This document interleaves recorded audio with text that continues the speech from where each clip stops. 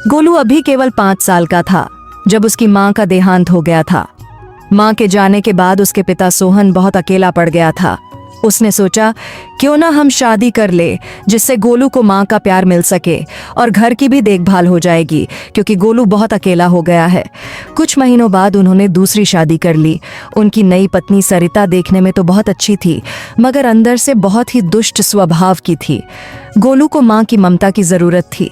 नई मां का आने के कुछ दिनों तक तो सब ठीक चला, लेकिन फिर धीरे धीरे सरिता का असली चेहरा सामने आने लगा। गोलू को उसके पिता के सामने प्यार से पेश आती, लेकिन जब सोहन घर पर नहीं होता तो वह गोलू से नौकरों की तरह काम करवाती। नाटक मत कर, जल्दी से काम कर वरना मार पड़ जाएगी। गोलू चुपचाप सारे काम करने लगता। वह समझ नहीं पाता था कि उसकी माँ उससे इतना बुरा व्यवहार क्यों कर रही है और गोलू को स्कूल जाने से माना कर देती, क्योंकि सरिता को यह पसंद नहीं था कि गोलू स्कूल जाए, और वह सोहन को भी भड्ड धकते रहती थी और फिर सोहन से बोलती, गोलू को मैं ही घर में पढ़ा दिया करूंगी। से भी गोलू आपका रोजगार में काम करेगा, स्कूल जाने से क्या फायदा।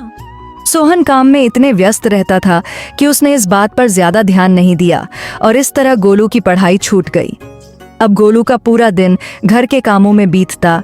खाना बनाना, बर्तन धोना, कपड़े साफ करना, ये सब उसके हिस्से में आ गया था। सरिता का बेटा था जिसका नाम राजू था, जो गोलू से छोटा था। वह आराम से गोलू के साथ खेलता रहता, लेकिन सरिता को एक पल भी चैन नहीं मिलता। अत्याचार की हदें समय के साथ सरिता का व्यवहार और कठोर होता गया। छोटी छोटी गलतियों पर वह गोलू को मारती पीटती और कई बार उसे भूखा भी रखती। अगर कभी गोलू को किसी चीज की जरूरत होती तो सरिता उसे डांटकर भगा देती। एक दिन गोलू बहुत बीमार पड़ गया। उसे तेज बुखार था और पूरा शरीर जल रहा था, लेकिन सरिता ने उसकी देखभाल करने के बजाय उसे काम करने पर मजबूर किया। गोलू ने हिम्मत जुटाकर कहा, माँ, मुझे बहुत बुखार है और मेरा पूरा शरीर दुख रहा है, मैं थोड़ा आराम कर लूं।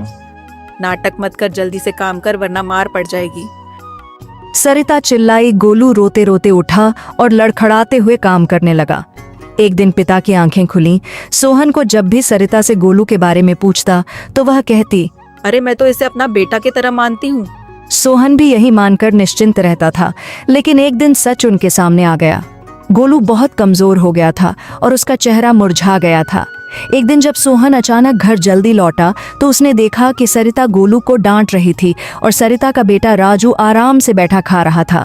गोलू की हालत देख देख कर सोहन को कुछ अजीब लगा। उन्होंने पास जाकर पूछा, गोलू बेटा, तुम इतना कमजोर क्यों दिख रहा है? गोलू ने सिर झुका लिया। वह कुछ बोलना चाहता था, लेकिन डर के मारे चुप रहा। सरिता जल्दी से बीच में बोल पड़ी, अरे मैं तो इसे अपना बच्चा की तरह रखती हूँ। अरे कुछ नहीं, बस थोड़ी कमजोर हो गया है, मैं इसे देख लूंगी।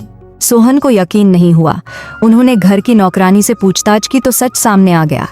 नौकरानी ने बताया कि सरिता गोलू को हर दिन प्रताड़ित करती है, काम करवाती है और कई बार भूखा भी रखती है। यह सुनकर सोहन को बहुत गुस्सा आया। उन्होंने तुरंत सरिता से जवाब मांगा, लेकिन वह बहाने बनाने लगी।